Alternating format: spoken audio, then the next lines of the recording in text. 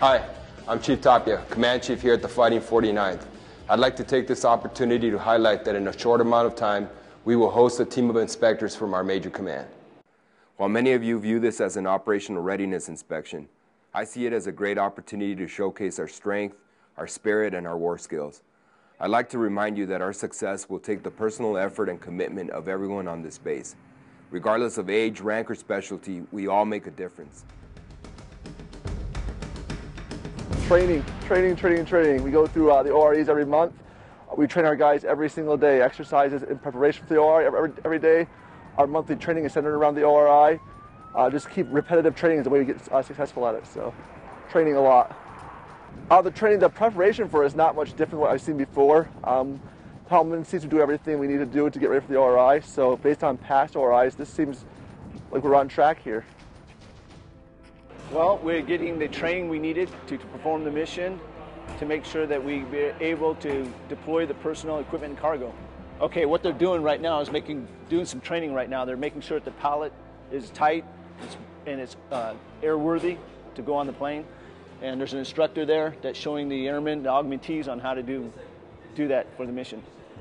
Well, the EOD flight here at Holloman has been practicing like we always do, getting ready for any contingency operations that may arise. So we make sure that we're always ready, we're always practicing, we're always getting our TTPs down so that when we do deploy to Afghanistan or Iraq, we're ready.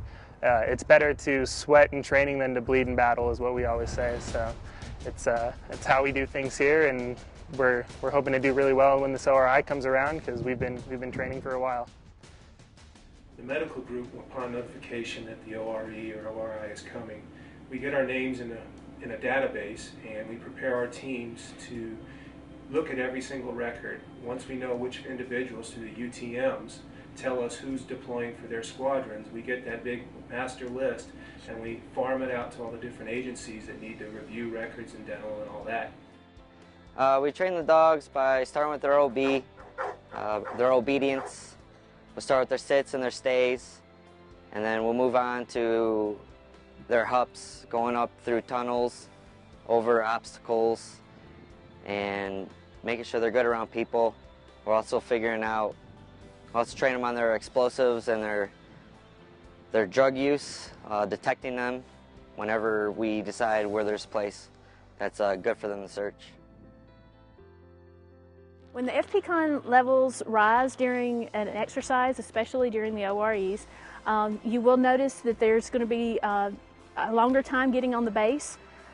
So if you go out for lunch during the day and you're trying to come back on, you can expect some delays.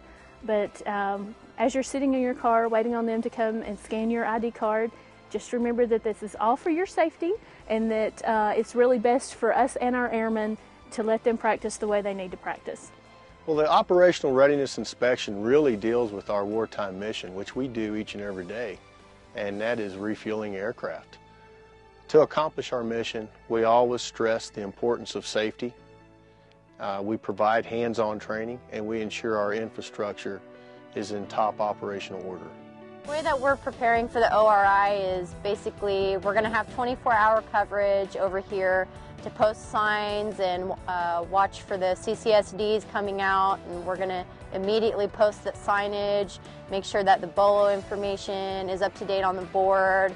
Also, I'm going to have some quick reference procedures that I'm going to list for them to take with them as they're going out to work, and we're getting highly efficient at it. In today's wartime environment, we never know where we can deploy. But what we do know is that we need to be fit when we get there. And being fit is more than just being physically fit.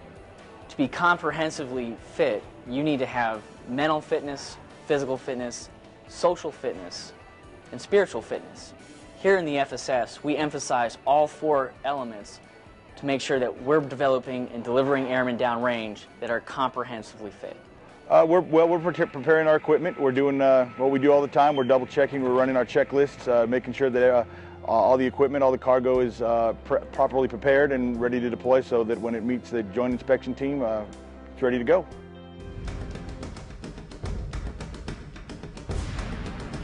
The common impression that I would like to leave is that the inspectors walk away thinking this is the best security forces squadron they've seen. 3 copies. Can I have last known direction of travel? The bottom line is we are all in this together. The 49th Wing, Air Force, and the American people rely on us to support liberty and freedom. And by doing well on this Operational Readiness Inspection, we can prove to them and ourselves that we are ready for contingency operations at any time.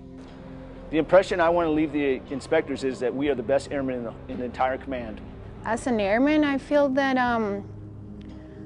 that you kind of really have to know your job, that you need to be on point, that you need to be serious about it, regardless of your age and how long you've been in the Air Force, that everything that you were trained for, even in basic training, is going to count here.